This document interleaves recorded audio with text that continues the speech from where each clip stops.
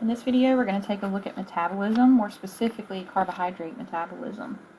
So let's look at the difference between two different types of reactions that make up metabolism. These are called catabolic reactions and anabolic reactions.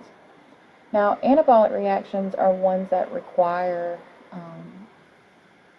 energy.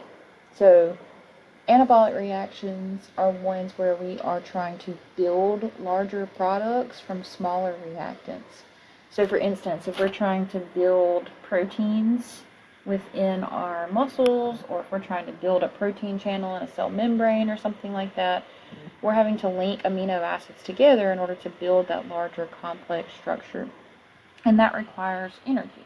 So anabolic reactions are ones where we are taking smaller reactants, we're linking them together to build larger products, and this requires energy when we do this.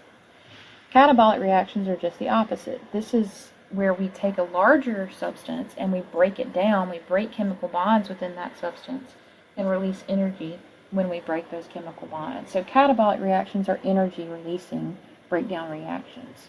So your metabolism consists of both of these. It consists of all of the anabolic reactions and all of the catabolic reactions happening in your body at one time to keep you healthy and keep you alive. So let's look at glucose catabolism, how we break down glucose in the body. So glucose, you can see in this reaction here, here's the formula for glucose. We take glucose in through foods that we eat. These dietary carbohydrates are where we get this glucose from. When we break those carbohydrates down and digest them, we release glucose sugar from it. And so the glucose we bring in through foods, we bring in oxygen whenever we breathe. We talked about that in the respiratory system. These are our two reactants that allow us to produce a lot of ATP within our cells. So when we take in these two reactants, we end up producing two byproducts, carbon dioxide and water. Carbon dioxide is a waste that we will breathe out to remove from the body. Water we can reuse in other areas. And then lastly, we will end up with ATP as our final wanted product. What we're trying to make is the ATP. So we usually end up with around 32 ATP units for every one glucose that we will put in these reactions that we're talking about. So let's look at the steps of how we break down this glucose to produce this ATP. And the very first step in this is glycolysis. So glycolysis is where we take our glucose molecule and we basically break it into two smaller molecules of pyruvate. This is going to happen in the cytoplasm of our cells. It does not require any oxygen or anything like that to happen. It's going to happen in the cytoplasm. And we're usually just going to make two ATP molecules during this glycolysis reaction. So not a whole lot of ATP production going on during glycolysis. Now, once we have undergone glycolysis and we've produced those two pyruvate molecules, it's going to depend on what's going on in the cell as to which mechanism we will enter into next. So here we can see that glucose being broken down into two pyruvate. Now, if we have plenty of oxygen available in our cells, that pyruvate will be sent into the mitochondria of the cell, this organelle here, where it will go through aerobic respiration. And this is where that pyruvate will be oxidized, further broken down. We will release carbon dioxide and water during this process, and we will release a lot of ATP units during this process as well. So aerobic respiration has to take place in the mitochondria. Now, what happens if we don't have enough oxygen available for aerobic respiration to take place? For instance, if you're exercising really hard and your muscle cells are starting to run low on oxygen, at that point, the pyruvate molecules will further be broken down into a substance called lactate, also known as lactic acid. And when lactic acid builds up in those muscle cells, it can cause a burning sensation, it can cause muscle fatigue. But during this process, during anaerobic fermentation, which is what happens when there's no oxygen present, again, you're going to have this buildup of lactate, this byproduct, but you're not going to be able to produce nearly as many ATP units as you would during aerobic respiration. So in anaerobic fermentation, we're really only going to be able to make these two ATP molecules that are being made up here during glycolysis. We're going to do that over and over again. Whereas in aerobic respiration, it's a longer process, but we're going to be able to make around 32 units of ATP for every 1 glucose that we put in, whereas we're only going to be able to make about 2 units of ATP for every 1 glucose using anaerobic fermentation. Now, when we get into aerobic respiration, talking about what's going on there, some coenzymes are going to be very important during these reactions. Coenzymes are enzymes that remove electrons from the intermediates of these pathways and then transfer them to, enzymes remove electrons from the intermediates of these pathways and transfer them to coenzymes, which are going to be carriers of this extracted energy that we have formed. So some examples of these would be like NAD plus or FAD. So these are going to be carrying electrons for us in these reactions. So again, in glycolysis, this is where we have our glucose. We split that glucose into 2 pyruvate molecules. This gives us a net yield of 2 ATP units. It's also going to require 2 molecules of NAD plus during this process. Now at the end of glycolysis, if we have plenty of oxygen available, these 2 pyruvate molecules will enter into the mitochondria. We'll go through cellular respiration. If we don't have enough oxygen available, they will go into anaerobic fermentation, which also happens in the cytoplasm of the cell. And this is what's going to happen to the pyruvate if no oxygen is present. So this is where we're still able to produce some ATP without the presence of oxygen. This happens a lot in exercising muscles, ones who are running low on oxygen.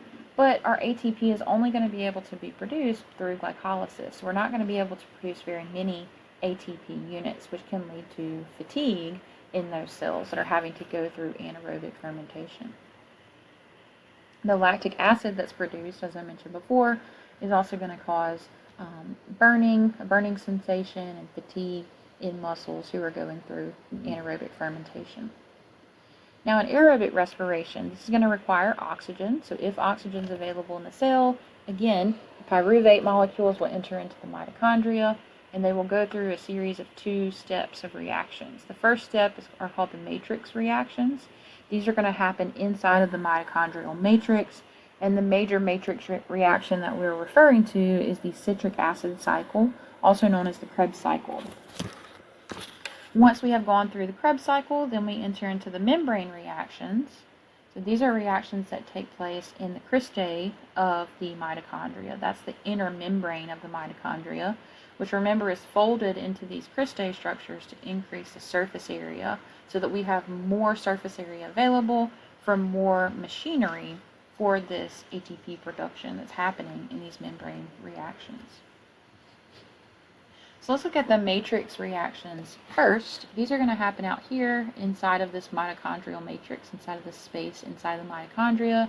Again, the major reaction here is the citric acid cycle.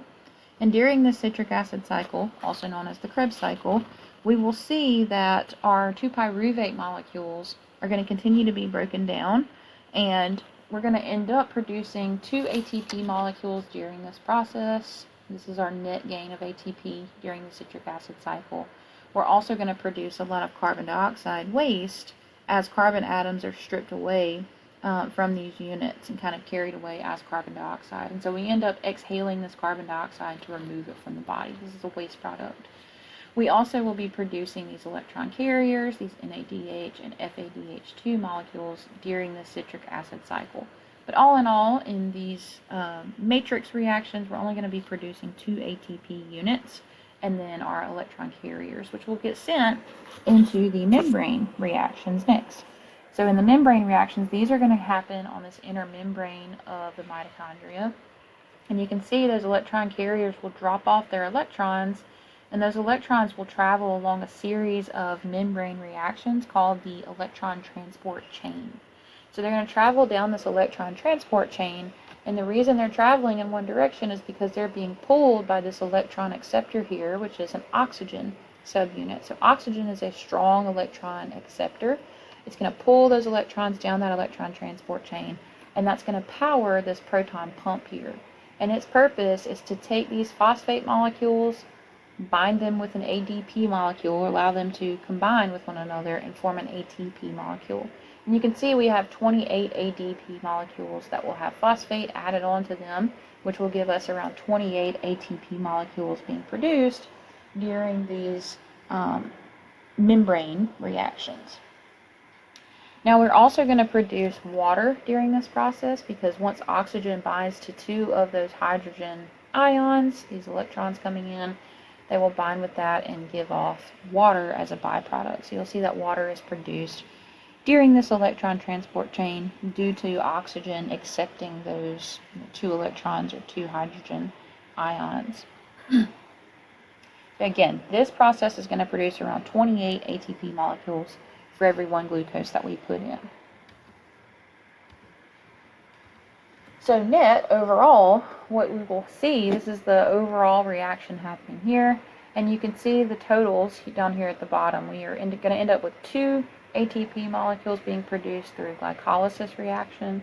We're going to have 2 ATP molecules being made from our matrix reaction, the Krebs cycle or citric acid cycle, and we're going to produce around 28 ATP molecules from our membrane reactions, the electron transport chain.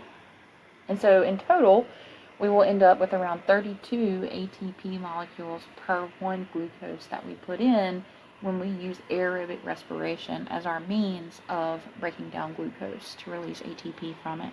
So aerobic respiration, as you can see, is by far the most efficient way to produce ATP and to get a lot of ATP for your book, a lot of bang for your buck.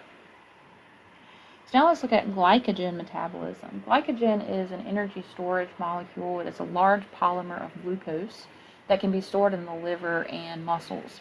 So if we have a lot of excess glucose floating around throughout the day that is not being used, we have a lot of extra ATP that is abundant and not being used, our body can take glucose and convert it into glycogen and fat and store those units in the body for later.